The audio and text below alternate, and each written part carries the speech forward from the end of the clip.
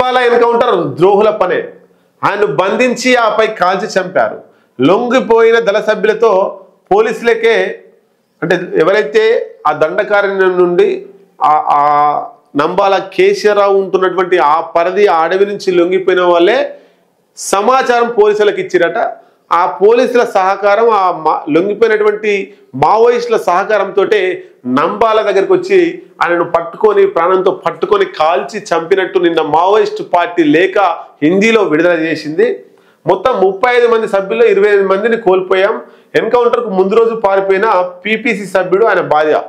Encounter ముందు రోజు భార్యాభర్తలైనటువంటి 2 మావోయిస్టులు జంప్ అయిపోయారు, ఎక్కడికో పోయిరాళ్ళు. ఎందుకు? మరి వాళ్ళే సమాచారం ఇచ్చారు, వాళ్ళు వచ్చి చంపుతారు కాబట్టి ఇక్కడ ఉన్నటువంటి వాళ్ళను గుర్తుపట్టలేరు. ఆర్మీ రిజర్వ్డ్ వాళ్ళంతా కూడా ఉన్నారు కదా బలగాలు, వాళ్ళు గుర్తుపట్టలేరు కాబట్టి మీరు వాళ్ళకి సేఫ్ జోన్లోకి వెళ్ళిపోరంటే రేపనంగా 2 వెళ్ళిపోయారు. వెళ్ళిపోయిన తర్వాత అక్కడ ఎన్కౌంటర్ స్టార్ట్ అయింది. అంటే ప్రీ ప్లాన్గా నంబాల కేశవరావు ప్రాణంతో పట్టుకొచ్చి చంపినట్టు వాళ్ళు ఆరోపిస్తున్నారు. దండకారణ్య స్పెషల్ జోనల్ కమిటీ లేఖ విడుదల. ఒకసారి ఈ లేఖకు సంబంధించి చూద్దాం, లేఖలు ఏముందో. ఇగో ఇది హిందీలో రాసినటువంటి లేఖ మే 25, 2025. భారత్ కి కమ్యూనిస్ట్ పార్టీ మావోయిస్ట్ మొత్తం మీద ఇది ఒకసారి చూద్దాం. దీని సారాంశం మీకు చెప్పే ప్రయత్నం చేస్తా. మావోయిస్టు పార్టీ ప్రధాన కార్యదర్శి నంబాల కేశవరావు అలియాస్ బిఆర్ దాదా అనే పేరు ఇప్పుడు ప్రస్తుతం ఉన్నటువంటి బిఆర్ దాదా ఎన్కౌంటర్ పై బీజేపీ ప్రభుత్వాన్ని ప్రశ్నిస్తూ సంచలన లేఖ విడుదల చేసిన CPI Maoist party communist party of India Maoist Dandakaranya special zonal committee పత్రికా ప్రకటన మే 25, 2025. సిపిఐ మావోయిస్ట్ ప్రధాన కార్యదర్శి కామ్రేడ్ నంబాల కేశవరావు అలియాస్ బసవరాజ్ చిరకాలం జీవించండి. గుండెకోట్ అమరవీరులకు విప్లవ వందనం. మే 21 మాడ్ గుండెకోటు ఊచకోతను ఖండించండి అంటూ వార్త రాసింది. మా దండకారణ్య స్పెషల్ జోనల్ కమిటీ మా ప్రియమైన సహచరుడు భారత విప్లవ ఉద్యమ గొప్ప నాయకుడు మా పార్టీ ప్రధాన కార్యదర్శి భారత communist party Maoist comrade Nambala Keshavarao alias Basavaraju alias BR దాదా నారాయణపూర్ జిల్లా మాడ్ ప్రాంతంలోని గుండెకోట్ అడవిలో 2025 మిస్టేక్ పడింది 2025 మే 21న నిర్వహించిన మారణ హోమంలో తన ప్రాణాలను త్యాగం చేసిన వ్యక్తికి శిరస్సు వంచి వినయపూర్వకంగా నివాళులు అర్పిస్తోంది. ఈ మారణకాండలో వీరమరణం పొందిన వారితో పాటు సిసి స్టాఫ్ రాష్ట్ర కమిటీ స్థాయి comrade Nageswararao alias Madhu alias Jung Naveen, CC సిబ్బంది సంగీత, భూమిక, వివేక్, సిపి వైపిసి కార్యదర్శి comrade Chandan alias Mahesh, CP YPC సభ్యుడు గుడ్డు, కమల్సు, రమే, ల్యాగో ఎల్గో, రాజేష్, రవి, సునీల్, సరిత, రేష్మా, రాజు, జమున, గీత, హంగి, సంకి, భద్రు, నీలేష్, సంజు ఈ సహచరులందరికీ మా దండకారణ్య స్పెషల్ జోనల్ కమిటీ వినయపూర్వకంగా నివాళులర్పించింది మరియు ఈ కామ్రేడ్ల నెరవేరని కోరికలు నెరవేరుస్తామని ప్రతిజ్ఞ చేస్తుంది. ఇంకా ఈ లేఖలోని అంశాలు మొత్తం మనం చదివే ప్రయత్నం చేద్దాం. ఈ అమరవీరుల కుటుంబాలకు మరియు స్నేహితులకు మా ఎస్డిసి తన ప్రగాఢ సానుభూతి, సంతాపాన్ని, దుఃఖాన్ని తెలియజేస్తున్నది. ఈ అమరవీరుల జ్ఞాపకార్థం షహీద్ స్మృతి సభలను నిర్వహించాలని మరియు వారి అత్యున్నత ఉద్దేశాలను నెరవేర్చాలనే దృఢ సంకల్పంతో పోరాట మార్గంలో ముందుకు సాగాలని మా పార్టీ దేశంలోని అన్ని పౌరులకు, పార్టీలకు, పిఎల్జిఏ శ్రేణులకు, ప్రపంచ శ్రామిక ప్రజలకు మరియు విప్లవాత్మక సంస్థలకు పిలుపునిస్తోంది.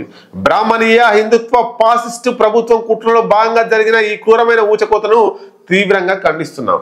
మా పార్టీ ప్రధాన కార్యదర్శి కామ్రేడ్ బిఆర్ దాదా మాడ్లో ఉన్నారని పోలీసుల నిఘా అధికారులకు ఇప్పటికే తెలుసు. ఈ 6 నెలల్లో మాడు ప్రాంతంలో వివిధ యూనిట్ల నుండి కొంతమంది బలహీనంగా మారి పోలీసు అధికారుల ముందు లొంగిపోయి దేశద్రోహులుగా మారారు. ఈ వ్యక్తుల ద్వారా మా రహస్య వార్తలు వారికి ఎప్పటికప్పుడు అందుతూనే ఉన్నాయి. కామ్రేడ్ బిఆర్ దాదాను లక్ష్యంగా చేసుకుని జనవరి మరియు మార్చి నెలలో 2 పెద్ద వార్తల ఆధారిత ప్రచారాలు జరిగాయి, కానీ అవి విజయవంతం కాలేదు. ఈ ఆపరేషన్ల తర్వాత గత 1.5 నెలలో ఆ యూనిట్లోని 6 మంది శత్రువులకు లొంగిపోయారు. దాదా భద్రతలో ప్రధాన పాత్ర పోషిస్తున్న సివైపిసి సభ్యులు కూడా వారిలో ఉన్నారట. మాడు ఉద్యమానికి నాయకత్వం వహించిన యూనిఫైడ్ కమాండ్ సభ్యుడు కూడా అదే సమయంలో దేశద్రోహిగా మారిండు. దీంతో వారి పని సులువైంది. రిక్కీ సహా ఈ దేశద్రోహులందరూ కూడా ఆపరేషన్లో పాల్గొన్నారు. రిక్కీతో ఈ వ్యక్తుల కారణంగానే మనం ఇంత పెద్ద నష్టాన్ని చవి చూడాల్సి వచ్చింది.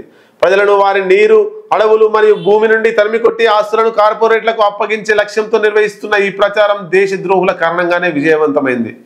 ఈ పథకం కింద మే 17 నుండి నారాయణపూర్ మరియు కొండగావ్ డిఆర్జీ సిబ్బందిని ఓల్చా వైపు మోహరించడం ప్రారంభించారు. 18వ తేదీన దంతేవాడ, బీజాపూర్ మరియు బస్తర్ ఫైటర్స్ నుండి డిఆర్జీ సైనికుల లోపలికి వెళ్లారు. 19వ తేదీ ఉదయం 9 గంటల వారు మా యూనిట్ దగ్గరకు చేరుకున్నారు. ఆపరేషన్ కు ఒక్కరోజు ముందు 17వ తేదీన ఆ యూనిట్ లోని ఒక పీపీసీ సభ్యుడు తన భార్యతో పారిపోయాడు. ఈ వ్యక్తులు సమాచారం పొందడానికి ఎక్కడికి వెళ్లారు? ఈ వ్యక్తులు పారిపోయిన తర్వాత శిబిరాన్ని అక్కడ నుంచి తరలించారు. 19వ తేదీ ఉదయం పోలీసు బలగాల సమీపంలోని గ్రామానికి చేరుకున్నాయని సమాచారం అందిన తర్వాత వారు అక్కడి నుండి బయలుదేరుతున్నారు. మార్గ మధ్యంలో పోలీస్ సిబ్బందితో మొదటి ఎన్కౌంటర్ ఉదయం 10 గంటలకు జరిగింది. ఆ తర్వాత రోజంతా 5 ఎన్కౌంటర్లు జరిగాయి. ఈ ఎన్కౌంటర్లలో ఎవరికి హాని జరగలేదు.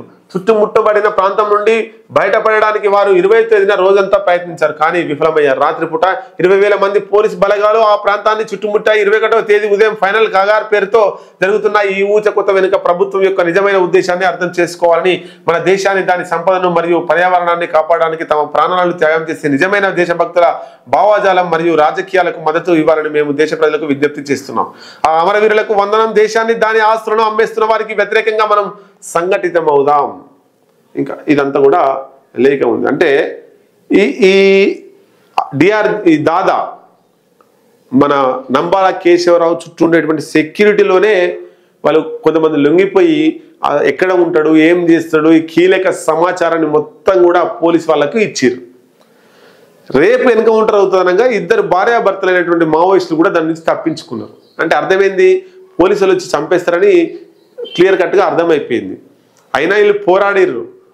కానీ వీళ్ళు ఎంతమంది ఉన్నారు?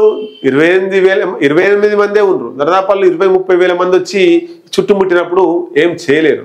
కాబట్టి ఎవరైతే నిజంగా పోలీస్ వాళ్ళు ఈ ఏమంటారు వీటిని, వాళ్ళలో ఎవరైతే వాళ్ళ నుంచి లొంగిపోయినతోటే వాళ్ళని చంపే ప్రయత్నం చేస్తున్నారు తప్ప డైరెక్ట్గా చంపేటువంటి దమ్ము ధైర్యం పోలీస్ వాళ్ళ దగ్గర కూడా లేదు. వాళ్ళ దగ్గర సమాచారం ఉండదు, ఎక్కడికి పోతే ఏం జరుగుతుందో కూడా తెలియదు. కాబట్టి ఈ కోవర్ట్ ఆపరేషన్ల ద్వారానే మావోయిస్టులు నష్టపోతున్నారు. కాబట్టి మావోయిస్ట్ కూడా వాళ్ళ మీద గట్టి ఫోకస్ పెడుతుంది. ఎవరైతే కోవర్ట్లుగా మారుతున్నారో, ఎవరైతే లొంగిపోతున్నారో వాళ్ళ మీద చాలా సీరియస్గానే యాక్షన్ తీసుకునే అవకాశాలు కనబడుతున్నాయి. ఇది దానికి సంబంధించినటువంటి వార్త.